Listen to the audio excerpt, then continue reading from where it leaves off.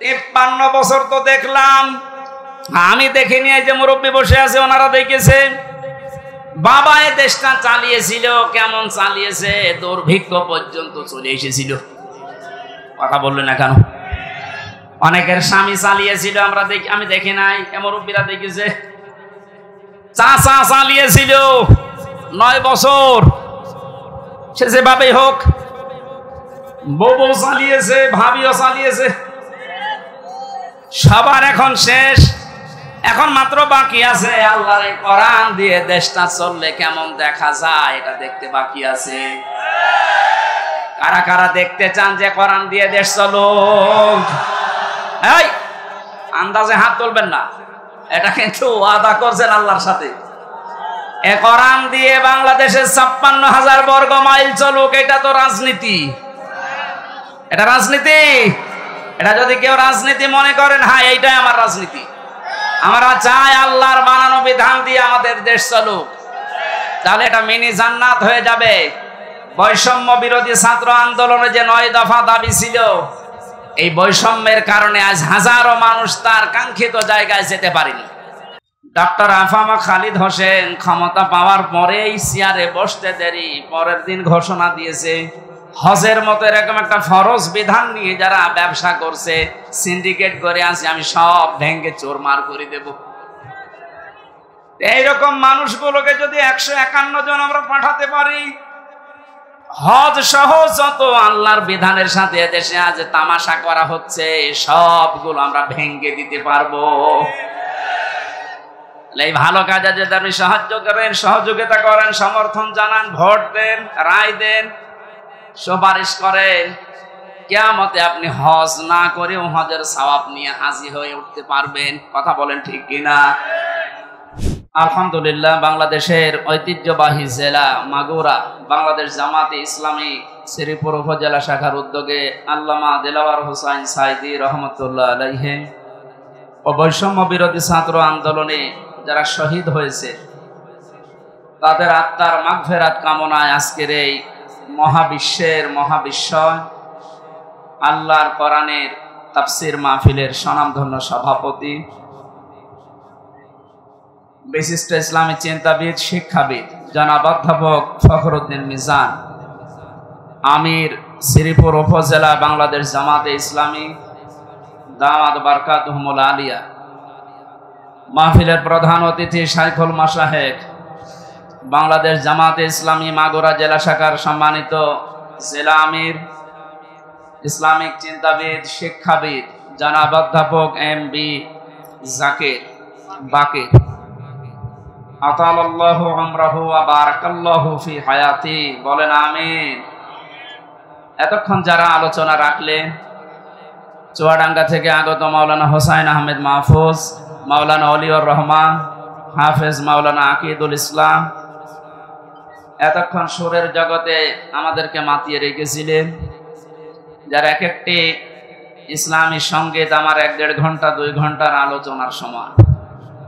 বিশিষ্ট আইনজীবী, ইসলামিক সঙ্গীত শিল্পী, যশোরের কৃতি সন্তান, আমার খুলনা বিভাগের গর্ভ জনাব অ্যাডভোকেট রকনুজ্জামান দামাত বারকাতুহুমুল আলিয়া, এখানে আসার কথা ছিল আরেকজন সঙ্গীত শিল্পী, যশোরের সন্তান জনাব কবির বিন সামাদ, উনি আসতে পারেন না শারীরিক অবস্থার কারণে। মনে হয় এখনো এসে আছে, উমরাতে আছে, এসেছে। ভাইয়ের জন্য দোয়া করছি। মঞ্চে বসা সম্মানিত ব্যক্তিবর্গ, বিশেষ করে যাদের মাধ্যমে মাহফিলটা নিয়েছিলাম কোরআনের প্রচারের জন্য, আপনাদের এলাকার সন্তান, প্রশাসনের দায়িত্বে আছে উনি জনাব বসিরউদ্দিন ভাই, মঞ্চে বসা বন্ধুবর মাওলানা আবু তালিব হাশেমি, সামনে বসা মুসলমান ভাইরা, পর্দার আড়ালের সম্মানিতা মা এবং বোনেরা, প্রশাসনের ভাইরা, আপনারা পোস্টারে যে সমস্ত নাম দিয়েছেন এই নামগুলো দোয়া করার জন্য বলেছি। অনেকে হয়তো ভাবছে যে এটা জামাত ইসলামের অনুষ্ঠান, আমাদের যাবার দরকার নেই। না, এটা জামাত ইসলামের অনুষ্ঠান নয়, এটা কোরআনের অনুষ্ঠান। কোরআনে কারিমকে শুধু জামাত ইসলাম শিবিরের জন্যে বলেন? আপনি যদি আল্লাহকে বিশ্বাস করে থাকেন, মরণের পরে এ কোরআন আপনার জন্যও কাজে লাগবে। সুতরাং দল মত জাতি বর্ণ ধর্ম নির্বিশেষে সবার জন্য হাদা বায়ানুল লিন্নাস হুদাল লিন্নাস, মানুষ পদবাচ্য যারা বিবেচিত তাদের জন্য আল্লাহ কোরআন দিয়েছে। সুতরাং দল মত নির্বিশেষে যারা এসেছি আজকের এই আলোচনায় খুশি হয়ে বলছি আলহামদুলিল্লাহ। কথা বন্ধ করুন, কথা বন্ধ করেন। আল্লাহ পাক জানিয়েছেন তাহা মা আনজালনা আলাইকাল কুরআনা লিতাশকা, হে নবী এই কোরআন আমি দিয়েছি আপনাকে লিতাশকার জন্য না। আপনি অপমান হবেন, অপদস্থ হবেন, মায়ের খাবেন, না খেয়ে থাকবেন, বন্যার পানিতে ডুবে মরবেন, এই জন্য কোরআন দেই। কোরআনে কারিম দিয়েছি এগুলো সব ওভারকাম করার জন্য। এ কোরআন আমাদের কাছে থাকার পরও আজ আমরা ওভারকাম করতে পারছি না, তার একটাই মাত্র কারণ, জেলা আমির যে হাদিসটি বলছিলেন আমরা ওইটার বাস্তব ব্যাখ্যার দিকে যাব। উনি সময় পাননি এই জন্য বলতে পারেননি। আল্লাহ পাক নবীজিকে এখানে ডাক দিয়েছেন তহা বলে। কি বলে? কোরআনে আমরা জানি বিশ্ব নবীকে বিশেষভাবে আল্লাহ 7টা নাম ধরে ডাক দিয়েছেন, তার ভেতরে তহা একটা। প্রথমে ডাক দিয়েছেন ইয়াসিন, হে নেতা।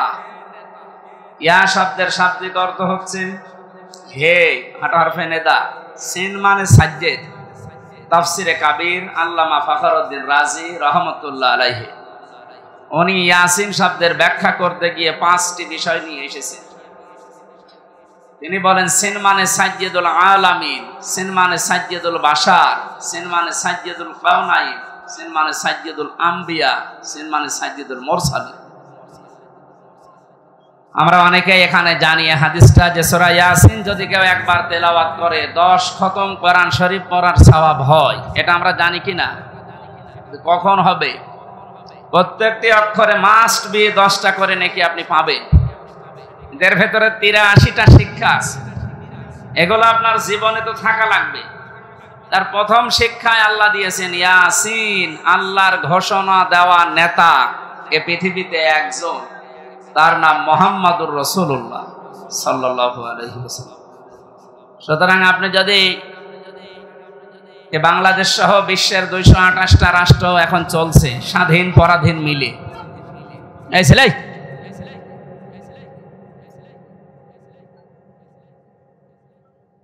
আপনি তো শুনতে তো পাচ্ছেন না, দেখতে পারলেও দেখেন কত মানুষ রোদে দাঁড়িয়ে আছে, তাও তো শুনছে। আর আপনি আরামে আছেন, তারপরও ডিস্টার্ব করেন। কথা বলবেন না ভাই, ইশারায় কাজ করেন। আর ভলান্টিয়ার কই, কারা কি করে? বললাম যে কথা বলবেন না, ইশারায় কাজ করেন। এ পৃথিবীর জমিনে কেউ যদি বাস না করে বলে আমি মঙ্গল গ্রহে বাস করব, চাঁদের দেশে বাস করব, সেখানেও নবীকে আপনাকে নেতা মানা লাগবে। এতানাজ্জালুল আমরু বাইনাহুন্না, প্রত্যেকটি জগতে আল্লাহর গ্রহে নক্ষত্র যেখানে আছে সৃষ্টি, ওখানে আল্লাহর বিধিবিধান আল্লাহ নাজিল করছেন তাদের মতো করে। যেহেতু পৃথিবীতে আমরা মানুষ বাস করি, এই জন্য আমাদের জন্য আল্লাহর বিধান যেটা আছে তার ভেতরে ইয়াসিন এই 6666টি আয়াতের ভেতরে আছে না নেই? সিদ্ধান্ত নিয়ে বাড়ি যাবেন, আল্লাহর নবী বাদ দিয়ে কাউকে আমরা নেতা আদর্শ মানি না। এটা কিন্তু নামাজের মতো ফরজ। অনেকে আজকে রাজনীতি মনে করে, দুনিয়ার হিসাব মনে করে চলে যায়। না, এটা দুনিয়ার বিষয় না, এটা আখিরাতের সাথে সম্পর্কিত। এখানে বাস না করে কেউ যদি মঙ্গল গ্রহে বাস করে, সেখানেও মুহাম্মাদুর রাসূলুল্লাহকে আদর্শ নেতা মানা লাগবে। যেহেতু আল্লাহর ঘোষণা দেওয়া নেতা তিনি। নাকি আমির হামজা ঘোষণা দিয়েছে? কে দিয়েছে? 2 নম্বরে পেয়েছিলাম সাজ্জেদুল বাশার। বাশার মানে মানুষ। কেউ যদি বলে যে আমি মানুষ, আমি জানোয়ার না, তার জন্য মুহাম্মাদুর রাসূলুল্লাহকে আদর্শ মানা লাগবে। এই কথা বুঝতেছেন? সুতরাং এই দুনিয়াতে কেউ যদি বিশ্ব নবী মুহাম্মাদুর রাসূলুল্লাহকে আদর্শ না মানে, নেতা না মানে, সে আর মানুষ নেই। এটা তো আমি বানালাম নাকি? কত আলেম বসে আছে দেখতে পাচ্ছেন। বাকিগুলো একটা একটা করে ব্যাখ্যা আপনারা পড়ে নেবেন ইবনে কাসিরে। তাফসীরে কাবীরের ভেতর থেকে আমি শুধু ইঙ্গিত দিলাম, কেন আল্লাহর ঘোষণা দেওয়া নেতা যিনি, তাকে বাদ দিয়া যাকে আপনি অনুসরণ করছেন, অনুকরণ করছেন, আপনি যে বিপদে পড়তে যাচ্ছেন সেটা কোরআন দিয়ে আপনাকে শোনায়। কিয়ামতে আল্লাহ যখন বিচারের প্রথম ধাপে ডাকবে আপনাকে, তখন একা একা ডাকবে। অকুল্লুহুম আতিহি ইয়াউমাল কিয়ামাতি ফারদা। আল্লাহ পাক বলেন কিয়ামতে প্রতিটি মানুষকে আমার সামনে দাঁড় করাবো স্রেফ একা একা, কেউ থাকবেন আপনার সাথে। বিচারের দ্বিতীয় ধাপে আল্লাহ এবার আর মানুষকে একা ডাকবেন না। ইয়াউমা নাদউ কুল্লা উনাসিন বিইমামিহিম। সূরা বানী ইসরাঈলের ৭২ নম্বর আয়াতের প্রথম অংশে আছে, আল্লাহ পাক বলেন কিয়ামতে বিচারের দ্বিতীয় ধাপে আমার সামনে মানুষ হাজির হবে তার নেতার সাথে। কার সাথে বলেন বলেন? এটা যদি শুধু স্রেফ দুনিয়ার বিষয় হতো আমি বলতাম না। প্রথমে আপনার নেতা থাকবে, এরপরে পেছনে থাকবেন আপনি। ও মাগুরাবাসী, আপনি আমার পাশের জেলার মানুষ, এই জন্য আপনাকে বেশি ভালোবাসি। আপনি যেন জাহান্নামে না যান, কিয়ামতের কঠিন ময়দানে যেন ধরা খেয়ে না যান, এই জন্যই তো ব্যাখ্যা। তাফসীরুল কোরআন মাহফিল লিখে দিয়েছেন। নিজের মনকে জিজ্ঞাসা করেন, কিয়ামতে যেহেতু আপনার নেতার সাথে আল্লাহ ডাক দিবে, প্রথমে নেতা এরপরে কর্মী। মাগুরাবাসী নিরপেক্ষভাবে দৃষ্টি দিয়ে বলেন তো কি মনে হচ্ছে আপনার? আপনি যাকে আদর্শ মানেন, যাকে নেতা মেনে চলেন, যাকে আপনি রায় দিয়ে ভোট দিয়ে চেয়ারে বসান, এই লোকটা আপনার সামনে থাকবে, আপনি থাকবেন পেছনে। ওর যা চরিত্র আপনি তো জানেন। কথা বলেন না কেন? ও যে কোরআন বিরোধী মানুষ আপনি কিন্তু জানেন। ও যে আল্লাহকে বিশ্বাস করে না, শুধু মুখে মুখে, ভেতরে আল্লাহর বিশ্বাস ওর নেই, এইটাও আপনি জানেন। আপনার চাইতে আল্লাহ পাক ওর সম্পর্কে একটু কম জানে। আরো জোরে বলেন। যদি বেশি জানে, আপনি তো শুধু উপরেরটা জানেন, আল্লাহ ভেতরেরটা জানে। ওকে যদি আপনার সামনে দেখে, আপনার বিবেকে কি বলে আমি জানি না, তবে আমার বিবেক বলছে আপনাকে আল্লাহ কিন্তু ধরবে। কারণ ওকে দেখে আল্লাহর আগেই রাগ হয়ে যাবে, আপনার পর্যন্ত যাওয়া লাগবে না। এই তাহলে ভাই কি বলছে? মেহেরপুরের লোক না এভাবে বলে, কি বলছে? এই মানুষগুলো দেখেন নিজেই বলছে হ্যাঁ ঠিক, তার মানে আমি ধরা খাবো। আপনি বুঝে বলেন আর না বুঝে বলেন এইটা সঠিক। আমার এই কোরআনের চোখ লাগিয়ে, হাদিসের চোখ লাগিয়ে যেটা দেখতে পাচ্ছি সত্যি, আপনি কিন্তু ধরা খাচ্ছেন। এই জন্যই তো বলছে আপনি পাল্টাবেন আজকে। নেতা এটা দুনিয়ার বিষয় না। মাইয়াশফা শাফাআতান হাসানাতান ইয়াকুল লাহু নাসীবুম মিনহা ওয়া মাইয়াশফা শাফাআতান সাজ্জিয়াতান ইয়াকুল লাহু কিফলুম মিনহা ওয়া কানা আল্লাহু আলা কুল্লি শাইইন মুকিতা। সূরা নিসার 85 নম্বর আয়াতে আছে, এটা ফি জিলালিল কোরআনে ব্যাখ্যা আছে, আমি শুধু সামারাইজ করে বলছি। আল্লাহ পাক বলেন কেউ যদি ভালো কাজে সাহায্য সহযোগিতা করে, সুপারিশ করে, একটা লোক ভালো কাজ করে যা পাবে আপনি শুধু সুপারিশ করে তাই পাবেন। এর ব্যাখ্যায় মুফাসসির লিখেছেন কিয়ামতে বহু মানুষ উঠবে, তার আমলনামায় লেখা থাকবে জিনার গুনাহ। লোকটা বলবে মাবুদ আমি বৈধ স্ত্রী নিয়ে সংসার করেছিলাম, আমি জিনা করিনি, তোমার ফেরেশতারা মনে হয় ভুল করিস। আল্লাহ পাক বলেন বান্দা আমি জানি তুমি জিনা করনি, তো তুমি এমন মানুষকে সাপোর্ট দিয়েছিলে, ভোট দিয়েছিলে, রায় দিয়েছিলে, সমর্থন জানিয়েছিলে, যে লোকটা ক্ষমতার চেয়ারে বসে জিনা জারি করেছিল, নাইট ক্লাব চালু করেছিল। কয়েকদিন আগে একটা জরিপ পেয়েছিলাম, শুধুমাত্র ঢাকা সিটিতে 250টা নাইট ক্লাব চলছে। এখানে সব জায়গায় শুধু আল্লাহর জিকির হয়। কি হয় আপনি টের পাচ্ছেন না? এগুলো যারা করেছিল আপনি তো রায় দিয়েছিলেন, তাদেরকে সাপোর্ট দিয়েছিলেন। এই লোকটা ক্ষমতা পেয়ে, আপনার ভোট পেয়ে, রায় পেয়ে, চেয়ার পেয়ে, এই যে নাইট ক্লাব গুলো চালু করে আল্লাহর জিকিরের পরিবর্তে নাফরমানি চালু করেছে। হাজার লক্ষ লক্ষ সেনা সংগঠিত হয়েছিল। শুধু একা পাবে না, আপনার এই রায়ের কারণে আপনার আমল নামায় ফ্লেক্সি লোড হয়ে যাবে। এখন যদি বলেন আমার তো ফ্লেক্সি খোলা নেই, খোলা লাগবে না, এমনি খুলে যাবে, কারণ আপনি তো খুলে দিয়েছেন। অনেক মানুষ এমন আছে তারা বলবে রব্বুল আলামিন আমি তো হজ করিনি, আমার নামের আগে হজের সওয়াব লেখা, কোন কারণে? আল্লাহ পাক বলেন বান্দা আমি জানি তুমি হজের সামর্থ্য ছিল না, হজ করতে পারোনি। এমন মানুষকে রায় দিয়েছিলে যে লোকটা চেয়ার পাওয়ার পরে হজের সিন্ডিকেট ভেঙে দিয়েছে। এটা আফামা খালিদ, ডক্টর আফামা খালিদ হোসেন ক্ষমতা পাওয়ার পরেই চেয়ারে বসতে দেরি, পরের দিন ঘোষণা দিয়েছে হজের মতো এরকম একটা ফরজ বিধান নিয়ে যারা ব্যবসা করছে, সিন্ডিকেট করে আছে, আমি সব ভেঙে চোরমার করে দেব। এইরকম মানুষগুলোকে যদি 151 জন আমরা পাঠাতে পারি, হজ সহ যত আল্লাহর বিধানের সাথে দেশে আজ তামাশা করা হচ্ছে সবগুলো আমরা ভেঙে দিতে পারবো। এই ভালো কাজে যদি আপনি সাহায্য করেন, সহযোগিতা করেন, সমর্থন জানান, ভোট দেন, রায় দেন, সুপারিশ করেন, কিয়ামতে আপনি হজ না করেও হজের সওয়াব নিয়ে হাজির হয়ে উঠতে পারবেন। কথা বলেন ঠিক কিনা?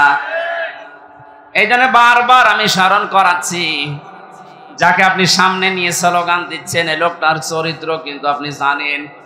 এমন মানুষকে সামনে যে ব্যবস্থা আসছে, সাপোর্ট করা যাবে না, সুপারিশ করা যাবে না, রায় দেওয়া যাবে না, ভোট দেওয়াও যাবে না। যে লোকটাকে দেখলে আল্লাহর রাগ হয়ে যায়। এখানে একটা ছোট্ট কথা বলছি, সূরা ফুরকান 19 নম্বর পারা 4 নম্বর পৃষ্ঠার 15 নম্বর লাইনে আছে, বাড়িতে যে মিলাবেন। কোন মুসলমান ঈমান যাদের আছে, কোন মুমিন 3টা গুনাহ দুনিয়ায় করতে পারে না হুঁশ থাকতে। এই ভালো করে মিলাবেন, আমি গতানুগতিক কথা বলি না। কোন মুমিন পৃথিবীতে জীবিত থাকতে হুঁশ থাকা অবস্থায় 3টা গুনাহ করতে পারে না। এই ঘোষণা দিচ্ছে কে? নাকি আমি বানালাম? এবার আল্লাহর ঘোষণা শোনেন, ওয়াল্লাযীনা লা ইয়াদউনা মা'আল্লাহি ইলাহান আখারা ওয়া লা ইয়াকতুলুনান নাফসাল্লাতী হারামাল্লাহু ইল্লা বিল হক ওয়া লা ইয়াজনুন। আল্লাহ পাক বলেন 1 নম্বরে তারা আল্লাহ বাদে অন্য কাউকে ডাকতে পারে না। এই ছেলে, মাথা খারাপ আপনার? তার কেটে দেন তো সব। এখান থেকে বুঝবে না, বাইরে যে বলবে হুজুর রাজনীতি করিস। এটা কি রাজনীতি করছি? আল্লাহ বাদে অন্য কাউকে যারা ডাকছে, কোন মুমিন এ ডাক দিতে পারে না। আজ কয়েকদিন ধরে একটা ভিডিও চোখে পড়ছে, জালেমরা তো বিদায় নিয়েছে আমরা দেখতে পাচ্ছি, তো বাংলাদেশে এখন নব্য অনেকেই মুনাফিকের আচরণ আরম্ভ করেছে। আল্লাহর ঘোষণা ছিল কি? কোন মুমিন পৃথিবীতে 3টা গুনাহ করতে পারে না, করলে সে আর মুমিন থাকে না। 1 নম্বরে আল্লাহর সাথে অন্য কাউকে আপনি ডাকতে পারবেন না। ভিডিওতে দেখলাম একজন, এদেশে অনেক বড় দায়িত্বে আছে, আমি নাম নিলাম না, উনি গৌতম বুদ্ধের প্রশংসা করছে। আল্লাহ বাদে অন্য কাউকে ডাকায় যেহেতু জায়েজ নেই, সেহেতু ওই জায়গায় আপনি যা বললেন আপনার ঈমান নেই। মুমিন হিসাবে আপনি যা করলেন আপনার ঈমান নষ্ট হয়ে গেছে। এরকম মানুষ যদি সামনে আসে, আপনি কোনোদিন আপনার রায়, সমর্থন, সুপারিশ, ভোট দিতে পারবেন? তাহলে কাফেরকে দেওয়া হবে। 2 নম্বরে ওয়ালা ইয়াকতুলুনান নাফসাল্লাতী হারামাল্লাহু ইল্লা বিল হক। এই পৃথিবীর ময়দানে আল্লাহর ঘোষণা দেওয়া ব্যতীত আপনি কাউকে অন্যায় ভাবে হত্যা করতে পারবেন না। অথচ এই 5 তারিখের আগ পর্যন্ত আপনি তাকান, ন্যায় অন্যায় কোথায় পেয়েছেন? আমার সামনে কুষ্টিয়াতে 14 জন মানুষকে শহীদ করে দেওয়া হয়েছে। এই হত্যার সাথে টপ টু বটন একেবারে উপরের নির্দেশ, যত মানুষ জড়িত এরা একটাও আর মুসলমান মুমিন নেই, বিপরীতটা হয়ে গেছে। এরা যদি সামনে আসে কোনোদিন সুপারিশ করবেন, রায় দেবেন, ভোট দেবেন, সমর্থন জানাবেন। 3 নম্বরে ওয়ালা ইয়াজনুন, মুমিন কখনো সজ্ঞানে স্বইচ্ছায় হুঁশ থাকার পর জিনা করতে পারে না। কিন্তু বাস্তবতা আমরা পুরো উল্টা দেখেছি। এই 17 বছর এত বড় দরবেশ, ওর ফেরেশতা দেখেছেন, মানুষের বউ জোর করে নিয়ে সংসার চালিয়েছে। জোরে বলেন নাউজুবিল্লাহ। কোরআনে কারিমের সূরা ফুরকানের আয়াত অনুযায়ী এই 3টা গুনাহ কোনো মুমিন করতে পারে না। সুতরাং যারা করছেন আপনারা মুমিন নেই। আরে দেশে 96% মুসলমান কোনোদিন আপনাদেরকে সাপোর্টও করতে পারে না। আমি আশা করছি আপনি কথা মেনে নেবেন, কারণ এটা আমার নিজের কথা না, আল্লাহর বক্তব্য। আমি শুধু অ্যাডভার্টাইজ করলাম। কথা বলেন না কেন? মানবেন কিনা আপনার বিবেককে জিজ্ঞাসা করেন। নবীকে যে আল্লাহ 7টা নামে ডাক দিলেন, তার প্রথম নাম যেহেতু ইয়াসিন ছিল, ইয়াসিনের 2 নাম্বার অর্থ হচ্ছে সাইয়্যিদুল বাশার। মানুষ হিসাবে দাবি করলে আপনাকে মুহাম্মাদুর রাসূলুল্লাহ মাস্ট বি, তাকে আদর্শ নেতা মানাই লাগবে। কেউ যদি না মানেন, আলাদাবুল মুফরাদের বর্ণনা, দুনিয়ায় যাদের আদর্শ, যাদের নেতা মুহাম্মাদুর রাসূলুল্লাহ ছিল না, এই মানুষটা মরণের পরে বিনা হিসাবে বিনা বিচারে জাহান্নামী। এইটা আমি বানালাম। হ্যাঁ, এবার আসেন যে কথাটা বোঝানোর জন্য এতক্ষণ বারবার এদিকে ওদিকে যাচ্ছি, খুব খেয়াল করেন। মুহাম্মাদুর রাসূলুল্লাহ সাল্লাল্লাহু আলাইহি ওয়াসাল্লাম এখন নেই, আছে? বলেন না কেন? উনি যে আমাদের আদর্শ, আমার নেতা, উনি তো নেই। আমি এখন দেখে মেনে চলবো কি করে? কোরআনে কারীম জানিয়েছে, ইয়া আইয়ুহাল্লাযীনা আমানু আতিউল্লাহা ওয়া আতিউর রাসূলা ওয়া উলিল আমরি মিনকুম ইলা আখির আয়াত। সূরা নিসা 5 নম্বর পারার 6 নম্বর পৃষ্ঠা 9 নম্বর লাইনের 59 নম্বর আয়াতে আছে। এটা ফি জিলালিল কোরআনে পাবেন। আল্লাহ ডাক দিয়েছেন, হে ঈমানদারেরা, আমি আল্লাহর আনুগত্য করো, আমার রাসূলের আনুগত্য করো, আর তোমাদের ভেতরে যারা উলিল আমর নেতৃত্ব দেয়, নেতা যারা, তাদের মেনে চলো। এই আদেশ মানা নফল না ফরজ? আরো জোরে বলেন। নামাজ যেভাবে ফরজ মনে করে পড়েন, এই আয়াতটাও মেনে নেওয়া লাগবে ঠিক ওইভাবে ফরজ মনে করে। কিন্তু শিক্ষার বিষয় এখানে যে আতিউ, এটা ফেল, এটা ভার্ব, এটা ক্রিয়া। এই শব্দটা আল্লাহ নিজের নামে আর রাসূলের নামে দিয়েছেন, কিন্তু উলিল আমরের আগে আল্লাহ শব্দটা দেননি। আমি যেই কয়টা তাফসীর আয়াতের সাথে মিলিয়েছি, সব মুফাসসির একমত, আল্লাহ রাসূলকে মেনে চলা লাগবে, কোনো প্রশ্ন করা যাবে না। আল্লাহ রাসূলের পরে কিয়ামত পর্যন্ত যারা দুনিয়ায় আসবে, যারা নেতা হবে, নেতৃত্ব দেবে, এদেরকে যদি আপনি মেনে চলতে চান, মাস্ট বি, আপনাকে দেখা লাগবে এই লোকটা আল্লাহ রাসূলকে মেনে চলে কিনা।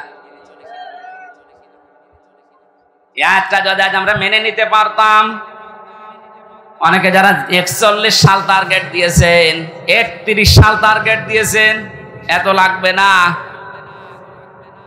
আমার যতটুকু বিশ্বাস, এই 5 তারিখের পর থেকে আজকের এই 6 তারিখ, মাত্র এই 32 দিন, এই 32 দিনে যেভাবে পাল্টেছি আমরা, আপনি আর কিছুদিন সময় দেন, 16 থেকে এখন প্রায় 36% মানুষ এদেশে চাচ্ছে যে ইসলাম রাষ্ট্রীয়ভাবে কায়েম হোক।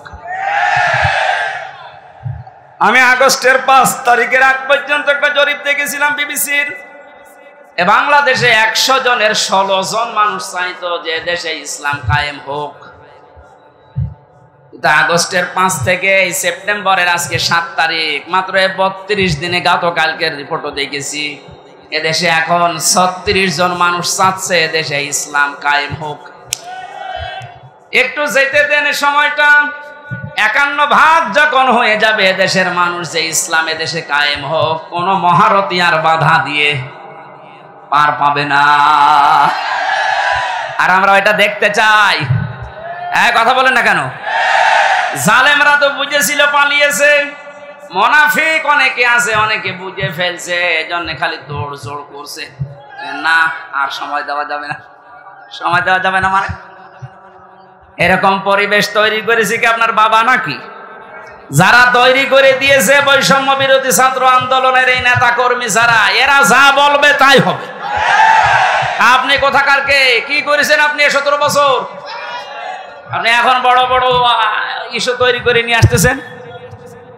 যারা এভাবে স্বাধীন মুক্ত ভাবে জীবনে চলাফেরা করার পরিবেশ তৈরি করে দিয়ে গেল, তারা যা বলবে আমরা তাই মেনে নেব। বেশি বাড়বেন না। জালেমরা বেশি বাড়ার কারণে এই পরিণতি হয়েছে। মুনাফিকরা যদি বেশি বাড়ে, মুনাফিকদের অবস্থা আরো শোচনীয় হবে। আমি সবচেয়ে বেশি আশ্চর্য হয়েছি গত পরশুদিন, এই 17 বছরের ভেতরে কোন বড় জালেম হোক আর ছোট জালেম হোক, কেউ সাহস পায়নি যে কোরআনে কারিমের কথা মসজিদে বলতে দেব না, এরকম সাহস কেউ দেখায়নি।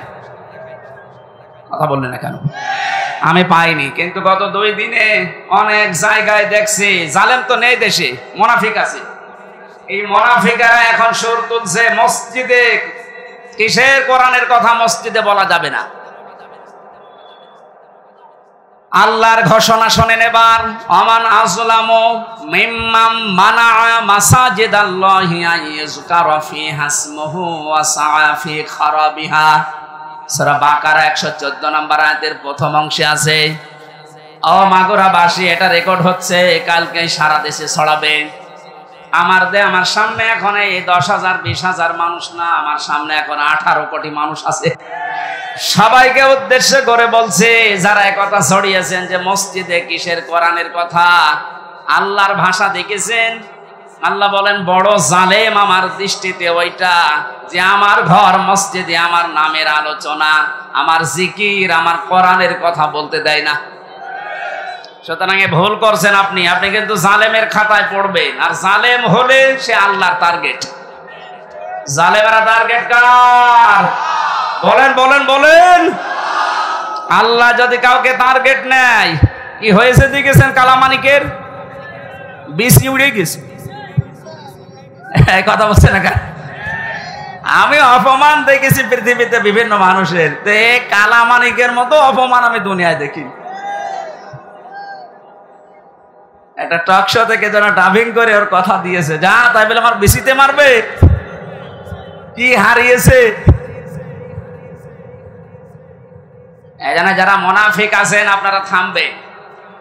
যারা আল্লাহ বাদে অন্য কাউকে ডাকার কথা বলে, ওর তো ঈমান নেই, ও তো মুনাফিক। মুনাফিকও না, কাফের। এই কথা বলেন না কেন? কারণ মুমিন কোনদিন আল্লাহ বাদে অন্য কাউকে ডাকতে হ্যাঁ, অন্য ধর্মের যারা আছে তাদের দেবতাকে ডাকবে, কোনো অসুবিধা নেই, ডাকুক, আরো ব্যবস্থা করে দেওয়া লাগবে। কিন্তু আপনি মুসলিম নাম নিয়ে আল্লাহর পাশাপাশি অন্য কাউকে ডাকবেন, আপনার ঈমান থাকবে না, আপনি বেঈমান হয়ে গেছেন। আজ কিছু মানুষ এই যে 96% মুসলমান বাদ দিয়ে বাকি থাকে, আর দেশে অন্য ধর্মের কয় ভাগ? 4 ভাগ। বলেন বলেন।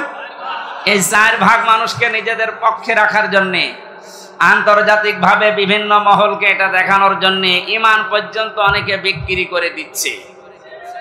আমি নিচে নামলাম না, আপনি বোঝার যদি বুঝে নিন। এখানে যে কথাটা আমি ইঙ্গিত দিতে চাচ্ছি, মুহাম্মদুর রাসূলুল্লাহ বাদ দিয়ে অন্য কাউকে যে মানুষগুলো আদর্শ মেনে আছেন, আপনি ভুল পথে আছেন। কিয়ামতে আপনি যে ধরা খাবেন আপনি নিজেই স্বীকার করবেন। সুতরাং এখনই আপনি ফিরে আসবেন।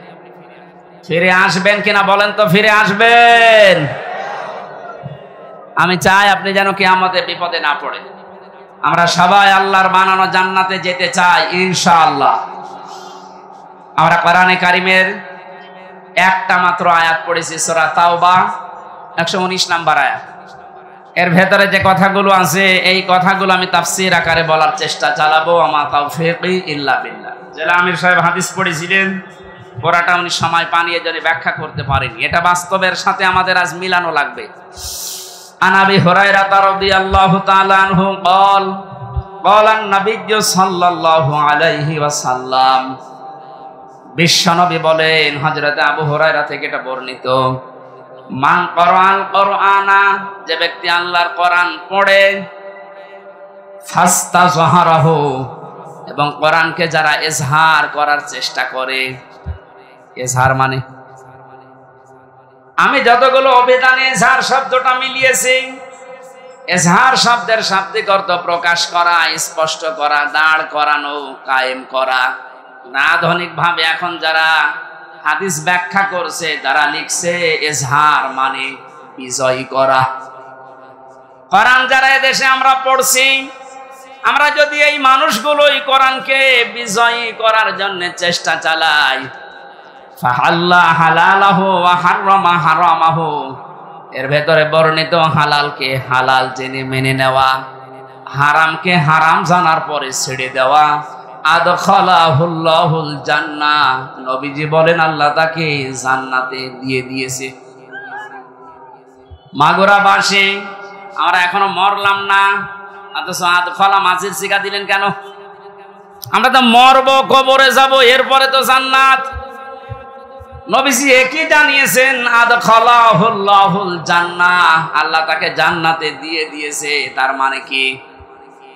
মুহাদ্দিসিন ইকরাম ব্যাখ্যা করতে গিয়ে হাদিসে লিখেছেন, সত্যি যদি কেউ কোরআন 4টা শর্ত মেনে পড়তে পারে, শুদ্ধ করে পড়ে, ওটা বোঝে, নিজে ওর উপরে আমল করে, আর ওটা মানুষের কাছে পৌঁছিয়ে দেওয়ার নিয়তে চেষ্টা করে, তাহলে কোরআন পড়ার অর্থ পেলাম কয়টা?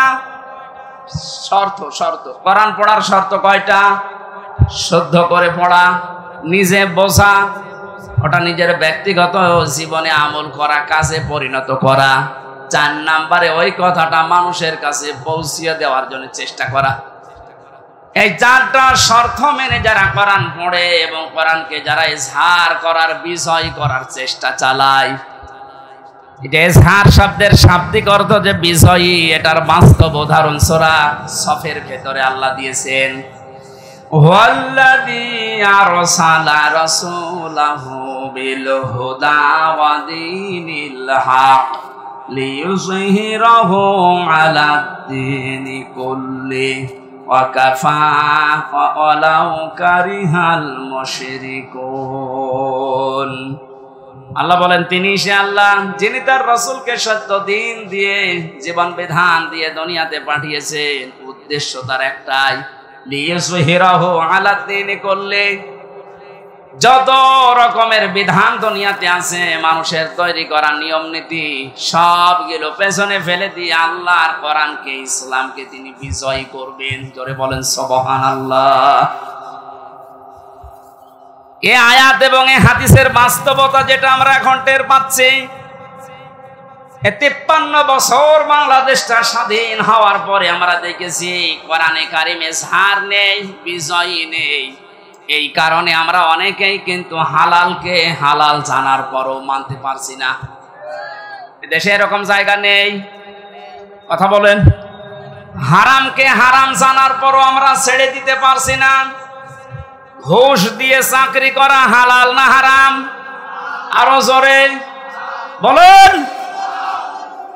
আপনি একটা জায়গা দেখান বাংলাদেশে 5 তারিখের আগ পর্যন্ত, প্রাইমারি থেকে বিশ্ববিদ্যালয় পর্যন্ত, এমনকি শ্রীপুর মাগুরার এই জামে মসজিদ থেকে কেন্দ্রীয় মসজিদ বায়তুল মুকাররম পর্যন্ত একটা জায়গাও টাকা পয়সা দেওয়া অবৈধ সুপারিশ ছাড়া চাকরি হয়েছে কিনা?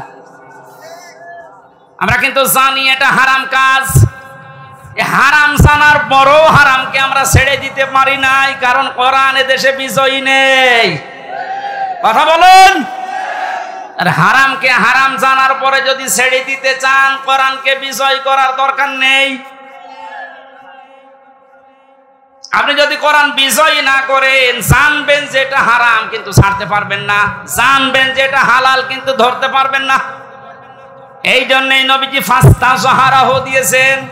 কোরআন পড়ার পরে যারা একে বিজয় করার চেষ্টা চালাবে, যদি বিজয় হয়ে যায়, আপনি হালালকে হালাল জানার পরে মেনে নিতে পারবেন, হারামকে হারাম জানার পরে আপনি ছেড়ে দিতে পারবেন। তখন বাংলাদেশটা এমন হয়ে যাবে, মনে হবে যেন আপনি মিনি জান্নাতে আছেন। ওই পরিবেশ আমাদের সামনে দরকার নেই। আরো জোরে বলেন। 53 বছর তো দেখলাম, আমি দেখিনি। এই যে মুরব্বী বসে আছে, ওনারা দেখেছে। বাবা এ দেশটা চালিয়েছিল, কেমন চালিয়েছে, দুর্ভিক্ষ পর্যন্ত চলে এসেছিল। কথা বললেন না কেন? অনেকের স্বামী চালিয়েছিল, আমরা দেখি, আমি দেখি নাই, মুরব্বীরা দেখেছে। চাচা চালিয়েছিল 9 বছর, সে যেভাবেই হোক। বউ চালিয়েছে, ভাবিও চালিয়েছে। সবার এখন শেষ। এখন মাত্র বাকি আছে আল্লাহর এই কোরআন দিয়ে দেশটা চললে কেমন দেখা যায়, এটা দেখতে বাকি আছে। কারা কারা দেখতে চান যে কোরআন দিয়ে দেশ চলুক? এই আন্দাজে হাত তুলবেন না, এটা কিন্তু ওয়াদা করছেন আল্লাহর সাথে। এ কোরআন দিয়ে বাংলাদেশের 56,000 বর্গ মাইল চলুক, এটা তো রাজনীতি। এটা রাজনীতি। এটা যদি কেউ রাজনীতি মনে করেন, হ্যাঁ এইটাই আমার রাজনীতি। আমরা চাই আল্লাহর বানানো বিধান দিয়ে আমাদের দেশ চলুক, তাহলে এটা মিনি জান্নাত হয়ে যাবে। বৈষম্য বিরোধী ছাত্র আন্দোলনে যে 9 দফা দাবি ছিল, এই বৈষম্যের কারণে আজ হাজারো মানুষ তার কাঙ্ক্ষিত জায়গায় যেতে পারেনি। বিশ্ববিদ্যালয় থেকে যারা পাশ করে যে কোনো সাবজেক্টে, যারা ফার্স্ট ক্লাস ফার্স্ট হয়, তাদেরকে ওই বিভাগে শিক্ষক হিসাবে রেখে দেওয়ার নিয়ম। এই যে সাক্ষী আছে, জিজ্ঞাসা করেন। অথচ আমাদের এই ইউনিভার্সিটি সহ যত বিশ্ববিদ্যালয় বাংলাদেশে আছে, তাকান বৈষম্য এমন জায়গায় যে পৌঁছিয়েছে। ফার্স্ট ক্লাস ফার্স্ট দ্বারা ওর পেছনের ব্যাকগ্রাউন্ড যেহেতু আল্লাহর বিধান মেনে চলে, এজন্য ওখানে দেওয়া যাবে না। দিয়েছে 70 রোল নাম্বার যার, তারে দিয়েছে। ও তো এমনি অপদার্থ, ও চেয়ারে বসলে চেয়ার আরো নাপাক করবে না। এক ছাত্র এসে হেড স্যারকে বলছে, স্যার হয় ছুটি দেন, নাই আমি গেলাম। মানে হেড স্যার তাকিয়ে দেখে ও ব্যাগ খাতা বই কলম যেভাবে নিয়ে পজিশনে দাঁড়িয়ে আছে, ও ছুটি দিলেও যাবে, না দিলেও পালাবে। এদিকে তার রোল নাম্বার কত? স্যার 82। 82 মানে ক্লাসে ছেলে মেয়ে কয়টা? 82টা। 82টা ছেলে মেয়ে, ওর রোল নাম্বার 82। ও খুব ভালো ছাত্র, ওর জীবনের কোনো উদ্দেশ্য আছে? শুধু আসে বাবা মার ভয়ে আর পাঙ্কু মেরে চলে যায়। যাদের 1, 2, 3 তাদের ব্যাকগ্রাউন্ড দেখে তারা আল্লাহর বিধান মানে, আল্লাহর বিধান জমিনে চায়, এজন্য আপনি তাদের দিলেন না। যার রোল নাম্বার 82, তারে আপনি 35 লাখ টাকা নিয়ে চেয়ারে বসিয়ে দিলেন। কয়দিন পরে এসি আসিয়া থাকবে? দেশটা কত বৈষম্য তৈরি হয়েছিল, কত নিকৃষ্ট জায়গায় পৌঁছিয়েছে। বাস্তব উদাহরণ এই বায়তুল মোকাররমের ক্ষতি। একটা দেশ কত নিচে নামলে জাতীয় মসজিদের ইমাম পর্যন্ত পালিয়ে যায়, বলেন। এটা দূর করার জন্য হাজারের উপরে ছেলে মেয়েরা জীবন দিয়ে গেল। শহীদের মর্যাদা লিখেছে, এরা তো মাস্ট বি শাহাদতের মর্যাদা পেয়েছে। দেওয়াল চাপা পড়ে মরলে যদি শহীদ হয়, আগুনে পুড়ে মরলে যদি শহীদ হয়, পানিতে ডুবে পড়লে যদি শহীদ হয়, সাপে কাটা পড়ে মরলে যদি শহীদ হয়, জালেমের জুলুমের সামনে নিজের জীবন দিয়ে গেল। ওর জীবনের মায়া ছিল না? বলেন। কয়েকদিন আগে শহীদ আবু সাইদের বাড়ি গিয়েছিলাম রংপুরে। ছোটবেলা থেকেই নাকি প্রতিবাদী ওর বাবা বলছিল, যেভাবে জীবনটা দিয়ে গেল, এভাবে হাত তুলে কিয়ামতে আল্লাহ ওকে এইভাবেই তুলবে। কারণ শহীদদের কোনো লাশ ধোয়ানো হয় না, যেভাবে মরে ওইভাবেই কবরে দেওয়া হয়। কথা বলেন না কেন? কিয়ামতের দিন এই বুকে 4টা গুলি নিয়ে উঠবে। আল্লাহ জিজ্ঞাসা করবে, আবু সাইদ তোমার বুকে এতগুলো গুলি কেন? বলবে, আমি জুলুমের সামনে নিজের জীবন পর্যন্ত দিয়েছি মানুষের অধিকার রক্ষা করার জন্য। আমার জীবনের মায়া ছিল, কিন্তু আমার চাইতে বেশি মহব্বত ছিল মানুষের অধিকারগুলোর উপরে। বলেন তো এভাবে উঠবে না উঠবে না? এরপরও আমরা আহলে হাদিসের নাম নিয়ে কিছু মানুষকে দেখতে পাচ্ছি, ওরা ভিডিও বানিয়েছে যে না, শহীদ আবু সাইদ শহীদ হয়নি, ও বুক পেতে আত্মহত্যা করেছে। আপনার ঈমান চলে যাবে। মানে শহীদের শব্দটা খেলাছোড়া বিষয় না, এটা হাসি তামাশা না। কোরআনে কারিমে আল্লাহ জানিয়েছেন যারা শহীদ হয় এদেরকে মরে গেছে কথা আপনি বলবেন না। শুধু আপনি না, দুনিয়ার সবাইকে আল্লাহ নিষেধ করেছেন, ওয়ালা তাকুলু লিমান ইয়ুকতালু ফি সাবিলিল্লাহি আমওয়াত বাল আহইয়াউ ওয়ালাকিন লা তাশউরুন।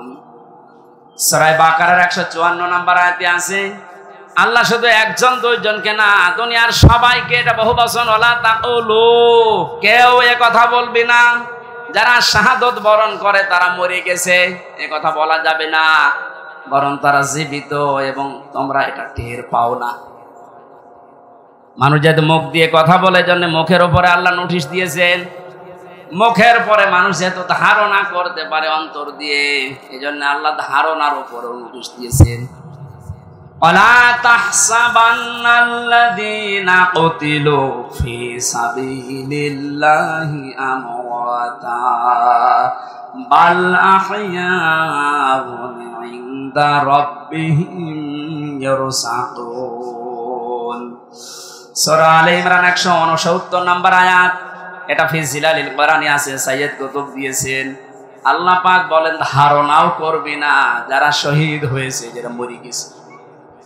মুখে বলা নিষেধ, ধারণা করাও নিষেধ। কারণ কি? বালা হইয়া, বরং তারা জীবিত, ইনদা রাব্বিহিম ইয়ারসাকুন, এরা আল্লাহর কাছে রিজিক পাচ্ছে। সুবহানাল্লাহ বলতে পারেন নাই? শহীদরা যে মরে না, রিজিক পায়। আর খাবার খেলে যেহেতু রক্ত গোশত তৈরি হয়, এর প্রমাণ আমি 5 দিন আগে গিয়েছিলাম গাইবান্ধা। সাব্বির নামে একটা ছেলে শহীদ হয়েছিল এই 5 তারিখের আগে, ছাত্র শিবিরের সদস্য ছিল। শহীদ হওয়ার পরে ওকে কবরে দিয়ে 26 দিন না 27 দিন পরে তারে তুলেছে। এই 27 দিন পরে দেখছে যে সমস্ত জায়গায় অস্ত্রের আঘাত লেগেছিল ওই জায়গাগুলো দিয়ে ফেঙ্কি দিয়ে রক্ত বের হচ্ছে। বাংলার মানুষেরাও যদি খাবারই না খাবে আল্লাহর কাছে, 1 মাসের পরে ওর শরীরে রক্ত আসলো কোত্থেকে বলেন? এখানে 1000-এর উপরে জীবন দিয়ে গেল ছাত্র এবং ছাত্রীরা। 2700-র উপরে এখনো বাংলাদেশের বিভিন্ন হাসপাতালে অসুস্থ হয়ে আছে। রাষ্ট্রের যারা দায়িত্ব পেয়েছেন এই সহজ অবস্থায়, যাদের এই সমস্ত আত্মত্যাগের কারণে এরকম মুক্ত পরিবেশে আমরা ফিরে আসতে পারলাম, আমরা আহ্বান জানাবো এই অসুস্থ, এই আহত মানুষদের প্রত্যেকের চিকিৎসার ব্যবস্থা রাষ্ট্র করবে। এই দাবির সাথে আপনারা আছেন না? ডক্টর মোহাম্মদ ইউনূস সহ যারা দায়িত্বে আছেন তাদের এই মুহূর্তে সবচাইতে বড় দায়িত্ব এটা। শহীদ আবু সাইদের কবরে যদি যেতে পারেন, এরকম 2700 আবু শহীদ এখনো পর্যন্ত বাংলার বিভিন্ন হাসপাতালে কাতরাচ্ছে। রাষ্ট্রীয়ভাবে টাকা পয়সা যত খরচ হয় হোক, দেশে না হলে বাইরের দেশে নিয়ে যাওয়া লাগবে। কেননা দ্বিতীয় স্বাধীনতার মহান জীবিত এ মানুষগুলো গাজী। 53 বছর আগে যারা শহীদ হয়েছে এ দেশের জন্য, তাদের যদি ভাতা দেওয়া যায়, মাত্র এই 1 মাস 2 দিন আগে যারা শহীদ হয়ে গেল এদের কিছু করা যাবে না? বৈষম্য বিরোধী ছাত্র আন্দোলনে যারাই ছিল, আমরা প্রত্যেকের সুচিকিৎসার ব্যবস্থা নিশ্চিত করতে চাই রাষ্ট্রীয়ভাবে, এবং যারা মারা গেছে তাদের যে সম্মান দেওয়া দরকার, আল্লাহ এবং রসুলের পক্ষ থেকে যেটা এসেছে, কোনদিন এ কথা মুখে উচ্চারণ করবেন না ও মরে গেছে, মনে মনে ধারণাও করবেন না যে মরে গেছে। এত বড় কঠিন হুঁশিয়ারি দিয়েছেন আল্লাহ কোরআনে কারিমে শহীদদের পক্ষে। ওনাদের যে দাবি ছিল সংস্কার, আমি এ কোরআনের মাহফিলের মাধ্যমে সারা বাংলাদেশের মানুষকে আহ্বান জানাতে চাই, সংস্কার যখন আরম্ভ হয়েছে 1628 জন মানুষকে সংস্কার করা লাগবে এক্ষুনি, কারণ এই মানুষগুলো জালেমদের সহযোগী ছিল। এই কথা বলেন না কেন? 1628 জন মানুষ আপনি তালিকা করেন, দেখবেন এরা সবগুলো জালেমের প্রত্যক্ষ সহযোগী ছিল। জালেমের একা এই জুলুম করা সম্ভব ছিল না, এদেরকে সাথে নিয়ে করেছিল। এদেরকে নেওয়ার কারণে এদের এই বিভাগগুলো পর্যন্ত আজ মানুষের কাছে ঘৃণিত। এই যে পুলিশ, সব কি খারাপ? মাত্র কয়েকটা কোলাঙ্গারের কারণে আজ পুলিশ প্রশাসনের উপরে মানুষের এত রাগ। আমার বাড়ির নিচতলায় পুলিশ ভাড়া ছিল, 5 তারিখের পরে সকালে যে দেখছে ঘর তালা মারা, ওদের কোথায় গেছে আল্লাহ জানে, আর আসতেছে না। এই বাহিনীর উপরে আবার আস্থা ফেরানোর জন্য ওনারা চেষ্টা চালাচ্ছে। সবাই খারাপ না, যেই কয়জনের কারণে এই যে হারুন 3 ইঞ্চি, ওরা আসলেই 3 ইঞ্চি করা লাগবে। এই গোপালগঞ্জের মনিরুল কাউন্টার টেরোরিজমে ছিল, আসাদুজ্জামান, ডিসি মান্নান, আমি নাম ধরে বলছি কারণ এগুলোর দ্বারা আমি নিজে অত্যাচারিত হয়েছি। এই মাদারীপুর ট্যাকের হাটের আমার মামলার আয়ু আজ আমি মিজানুর রহমান, আমারে ধরার পরে আমার বাবার কাছ থেকে 10 লক্ষ টাকা নিয়েছে, বলেছে নাই 100টা মামলা দেব। আমার বাবা গ্রাম্য মানুষ, সঙ্গে সঙ্গে 8 লাখ টাকা দিয়ে দিয়েছে। যে সমস্ত জায়গাতে ধার করেছিল ওই ধারগুলো এখন আমার শোধ দেওয়া লাগে। কয়েকদিন আগে আমার যত মামলা ছিল আদালত সবগুলো ঢিসমিস করে দিয়েছে। আদালত মামলা দেখে বলছে আমি কি দিয়ে বিচার করব, এর কোনো মাল নেই। আমি মনে হয় বলতে গেলাম যে স্যার আপনি তো এই 3 বছরও দায়িত্বে ছিলেন, এই মামলাটা আমার সিএমএম কোর্ট, জজ কোর্ট, হাইকোর্ট সহ প্রায় 31 থেকে 32 বার উঠেছে, আপনি তো দেননি। এখন বলবে যে আমার হাত বাঁধা আছে। এখন তো হাত খোলা, এখন হাত খোলা না।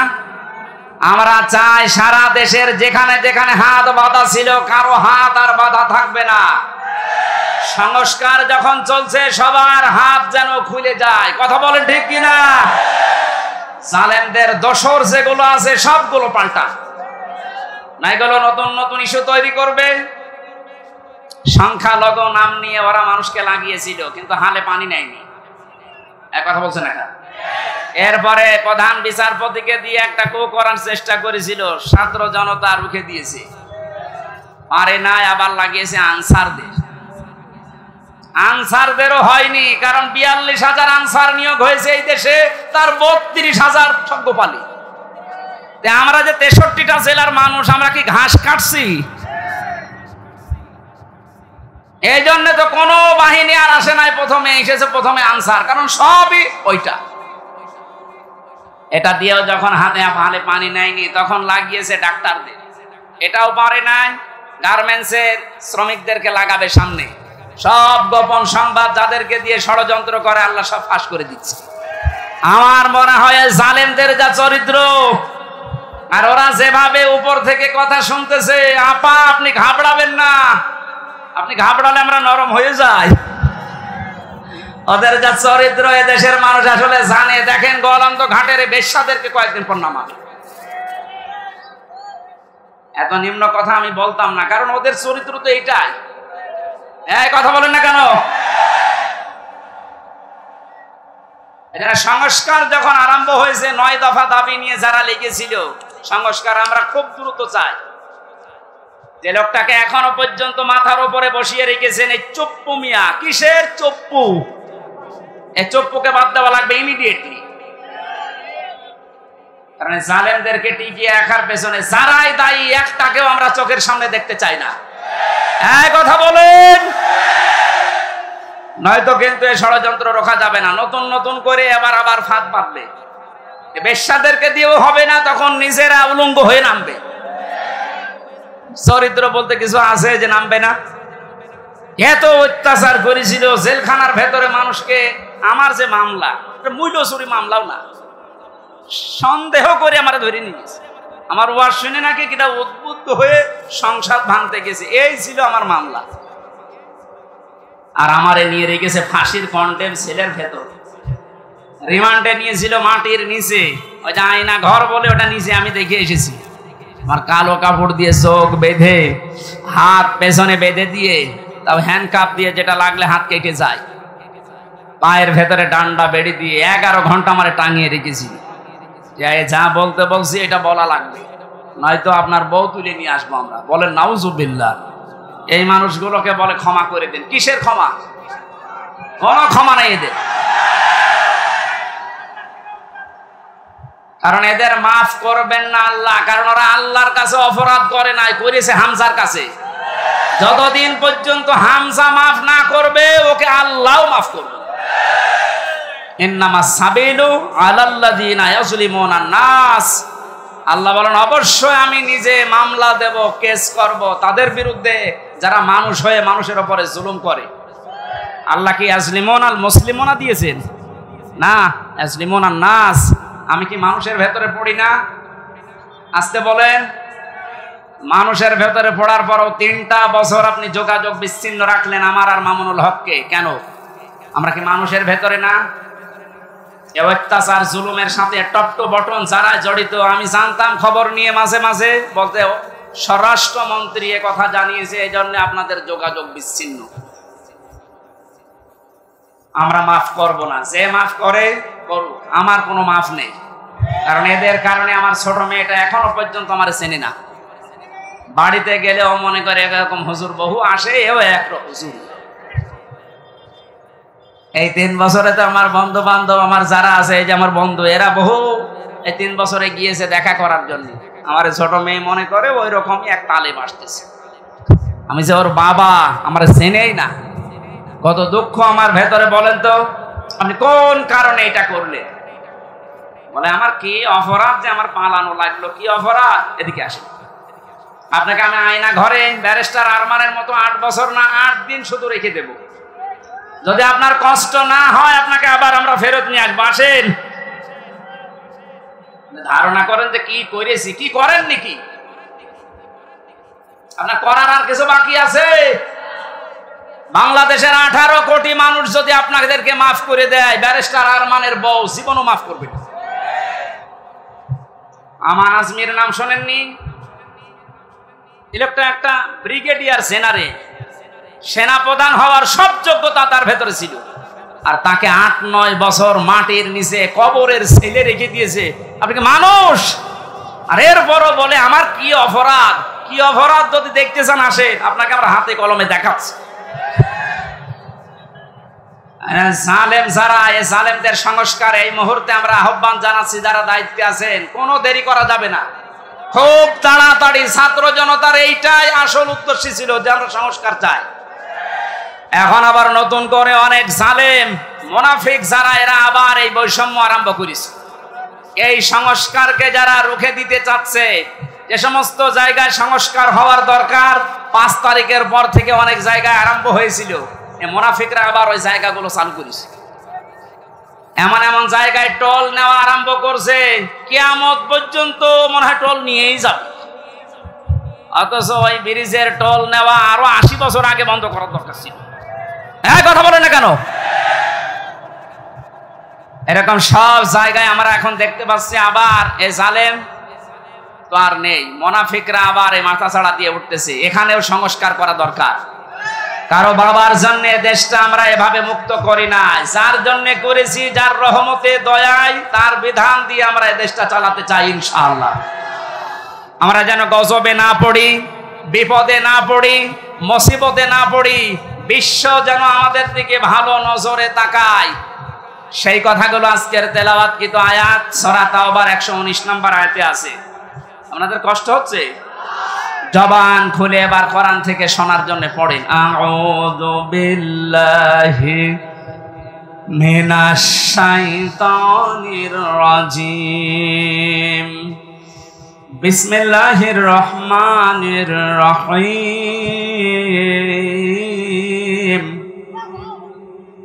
ইয়া আইয়ুহাল্লাযীনা আমানুত্তাকুল্লাহা ওয়া কুনু মা'আস সাদিকিন। সাদাকাল্লাহুল আযীম। সূরা তাওবার নামকরণ, ঐতিহাসিক প্রেক্ষাপট, শানে নজুল, বাস্তব কিছু কথা মাতৃভাষায় বলা, এরপরে ব্যাখ্যা দেওয়া বাস্তব সংক্রান্ত, 5 নম্বরে মূল শিক্ষা নিয়ে আমরা বাড়ি যাব। এরকম 5টা বিষয় ছিল তাফসীরে ইবনে কাসিরের ভেতরে। আমরা সবগুলো করতে গেলে আযান দিয়ে দেবে, এজন্য তাড়াতাড়ি করছি। নামকরণের ভেতরে তাওবা শব্দটা আছে, এই জন্য সূরার নাম তাওবা। 2 নম্বরে আমরা মাতৃভাষায় অর্থ করছি, হে ঈমানদারেরা আল্লাহকে ভয় করো, সত্যবাদী যারা তাদের সাথে থাকো। এ নির্দেশ কার? আয়াতের ভেতরে আমরা 3টা বিষয় পেয়েছি। আমার ভাইরা, আল্লাহ রাব্বুল আলামিন জানিয়েছেন, ইয়া আইয়ুহাল্লাযীনা আমানু। মুফাসসির বলেন, আল্লাহ যখন শুধু ঈমানদারকে ডাক দেন তখন তার কুদরতি হাত এভাবে উঁচা করে আদরের সাথে ডাকে, হে আমার ঈমানদারেরা। কারণ ঈমানদার ছাড়া পৃথিবীতে যত বেঈমান আছে এরা সৃষ্টি জগতের ভেতরে সবচাইতে বড় আল্লাহর কাছে নিকৃষ্ট। জোরে বলেন নাউজুবিল্লাহ। জীবনে কিছুই যদি আপনি না পান, জুলুম, অত্যাচার, নির্যাতনের স্টিম রোলার সহ্য করেছেন, তারপরও ঈমান ছাড়েননি, আপনি কিন্তু আল্লাহর কাছে উলাইকা হুম খায়রুল বারিয়া, সৃষ্টি জগতের আপনি শ্রেষ্ঠ একটা সৃষ্টি। জোরে বলেন সুবহানাল্লাহ। সিস্টেম অপর পৃষ্ঠায় আছে, কোন মানুষ যদি ঈমান না আনে, যত বড় জায়গায় থাক, আল্লাহর দৃষ্টিতে উলাইকা হুম শাররুল বারিয়া, এরা আল্লাহর কাছে সবচাইতে বড় নিকৃষ্ট সৃষ্টি। জোরে বলেন নাউজুবিল্লাহ। আমরা যেহেতু ঈমান আনতে পেরেছি, বড় সম্পদ আমাদের কাছে আছে। এবার আয়াতের পরবর্তী 2টা বিষয় মেনে নিতে পারলে যত রকমের বিপদ আপদ বাধা বিপত্তি সামনে আসার কথা সবগুলো আল্লাহ নিজের পক্ষ থেকে দূর করে দেবেন। কোরআনে কারিমে আয়াতের ব্যাখ্যায় পেয়েছি আমি, ওয়াজাহিদু ফিল্লাহি হাক্কা জিহাদি হুয়া জিতাবাকুম ওয়া মা জাআলা আলাইকুম ফিদ-দীনি মিন হারাজ, ইলা আখিরি আয়াত। সূরা হজের 78 নম্বর আয়াতের মাঝের অংশে আছে, আল্লাহ পাক বলেন, যেভাবে চেষ্টা করা দরকার, সাধনা করা দরকার, জিহাদ করা দরকার, আমি আল্লাহর জন্য ওইভাবে চালাও। তোমাদেরকে আমি আল্লাহ নির্বাচিত করেছি। ও মাগুরাবাসী, এই যে এজতেবা মানে নির্বাচিত করা, মনোনীত করা। নির্বাচিত করেন কে? আরো জোরে বলেন। তাহলে নির্বাচিত করা লাগে যার মাধ্যমে, তার নাম নির্বাচন। নির্বাচন করেই মানুষ নির্বাচিত হয়। অথচ 17 বছরের ভেতরে নির্বাচন কি আমরা দেখেই নাই। যারা নির্বাচিত হয়েছে নির্বাচন ছাড়া, এরা সব বৈধ না অবৈধ? কথা বোঝেন? নির্বাচনের মাধ্যমে নির্বাচিত হওয়া লাগে। আমরা তো নির্বাচিত হতে পারি নাই নির্বাচনের মাধ্যমে, নির্বাচন ছাড়াই আমরা নির্বাচিত হয়ে গেছি। সুতরাং দেশে যারাই দায়িত্বে ছিল এতদিন, একটাও বৈধ না, সবগুলো অবৈধ। হ্যাঁ, এখানে হুয়ার ফাইল, জামালার ফাইল আল্লাহ নিজে। আল্লাহ পাক বলেন, আমি যেহেতু নিজে নির্বাচিত করি লক্ষ লক্ষ নবীর উম্মত থেকে তোমাদেরকে, তোমাদের ভেতরে আবার যাদের ঈমান আছে আমি তাদেরকে কিন্তু আসল ভাবে নির্বাচিত করেছি। বহু নবী পর্যন্ত চেয়েছিল মুহাম্মদ রাসূলুল্লাহর উম্মত হবে, কিন্তু তারা পারে নাই। আমি আল্লাহ তাদেরকে নির্বাচিত করি নাই। হযরত মুসা আলাইহিস সালাম তিনি চেয়েছিলেন, আল্লাহ তুমি নবী বানিয়েছো, খুশি আছি। নবী না বানিয়ে যদি মুহাম্মদ রাসূলুল্লাহর উম্মত আমাকে বানাতে, আমি খুশি থাকতাম। আল্লাহ পাক যেহেতু তাকে নির্বাচিত করেননি, এজন্য তিনি নির্বাচিত হয়ে দুনিয়াতে আর আসবেন না উম্মত হয়ে। একজনকে করেছিলেন, তিনি হযরত ঈসা নবী। তাকে আল্লাহ পাঠাবে ঠিক, কিন্তু নবী করে না, উম্মত করে। আমরা সেই পর্যায়ে আছি, এই নবীর উম্মত আমরা নির্বাচিত। এরপরে আবার আমাদের ভেতরে আছে ঈমান। আল্লাহ পাক বলেন, ঈমানের উপরে থাকতে গিয়ে, আল্লাহর পথে যদি টিকে থাকতে গিয়ে বিপদ আপদ মুসিবত যন্ত্রণা দুঃখ এগুলো আসে, আমি আল্লাহ ওয়ামা জাআলা আলাইকুম ফিদ্দীনি মিন হারাজ, জাআলার ফাইল বা কর্তা সরাসরি আল্লাহ। দিনের উপরে চলতে গিয়ে ইমানদারদের যত বাধা বিপত্তি, যত ঝামেলা আসবে, এগুলো সব আল্লাহ নিজে দায়িত্ব নিয়ে সরিয়ে দেবেন। জোরে বলেন আল্লাহু আকবার। এটার বাস্তব আমরা কিন্তু দেখতে পাচ্ছি। এখন 5 তারিখে আমার মনে হয় আল্লাহ আয়াতটা কার্যকর করে দিয়েছে বাংলাদেশে। কত রকমের বাধা বিপত্তি, কত রকমের পাহাড় পাথর আমাদের উপরে ছিল, বুকের উপরে, আল্লাহ নিজে দায়িত্ব নিয়ে সব ঘন্টার ভেতরে পাল্টিয়ে দিয়েছে। এমন এমন পাথর আমরা মোড়ে মোড়ে দেখেছিলাম। 1:30 মিনিটে যখন ঘোষণা হয়ে গেল যে পালিয়ে যাচ্ছে, বিকাল 5টা বাজতে বাজতে সারা দেশের কোন জায়গায় আর পাথর পেলাম না। কুষ্টিয়ার মোড়ে যে পাথরটা ছিল, বিকাল 5টা বাজতে বাজতে মাটির সাথে মিশিয়ে দিয়েছে বাংলার জনগণ। কত হাজার কোটি টাকা খরচ করে বাংলার এই 64 জেলা 560টা থানার উপরে আপনি এগুলো বানিয়েছিলেন। এই টাকাগুলো দিয়ে যদি আপনি রাষ্ট্রের কাজে লাগাতেন, যার জন্য এগুলো করলেন, একটাও তো কাজে লাগে না, সব মাটিতে শুয়ে আছে। এখন টাকাগুলো আপনার বাবার টাকা ছিল না, টাকা ছিল জনগণের। এই যে জালা, এর ফাইল যেহেতু আল্লাহ নিজে কর্তা, আমার মনে হয় আল্লাহ নিজে এই পাথরটা দায়িত্ব নিয়ে সরিয়ে আমাদের বুককে হালকা করে দিয়েছে। আলাম নাশরাহ লাকা সাদরাকা ওয়া ওয়াদানা আনকা বিজরাক আল্লাযী আনকাযা যাহরাক।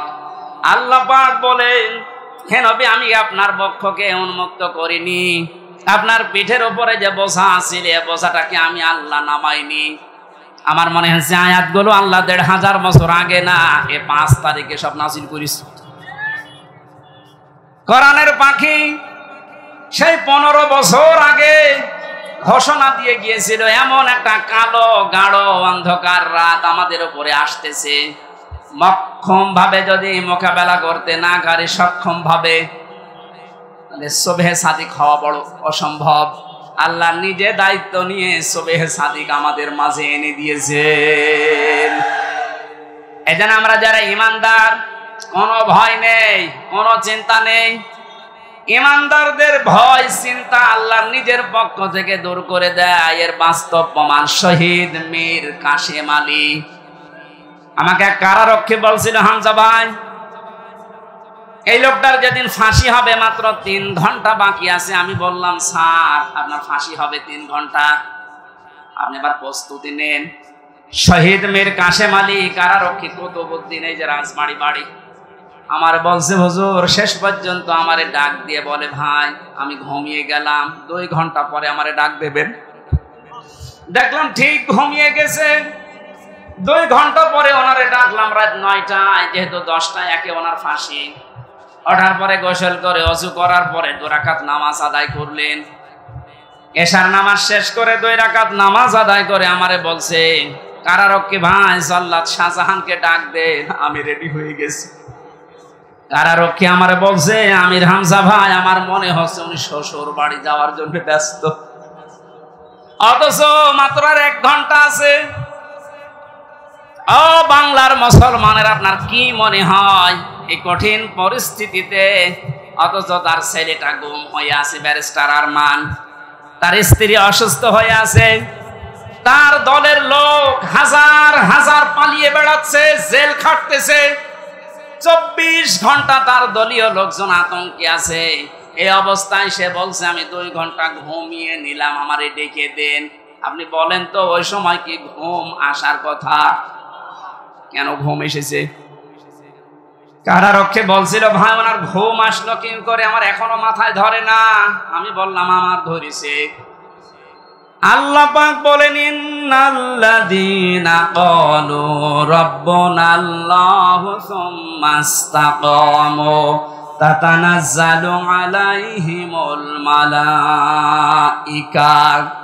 যারা এই কথা দুনিয়ায় বলতে পারে আমাদের রব আল্লাহ, আর এর উপর টিকে থাকতে পারে, আল্লাহ ফেরেশতা নাজিল করে তাদেরকে শুধু সাহায্যই করে না, এটা যেহেতু তাতানাজ্জালু মুসারে বর্তমান ভবিষ্যৎ প্রেজেন্ট ফিউচার মালাকুন্না দিয়ে আল্লাহ মালাইকা বহুবচন দিয়েছেন।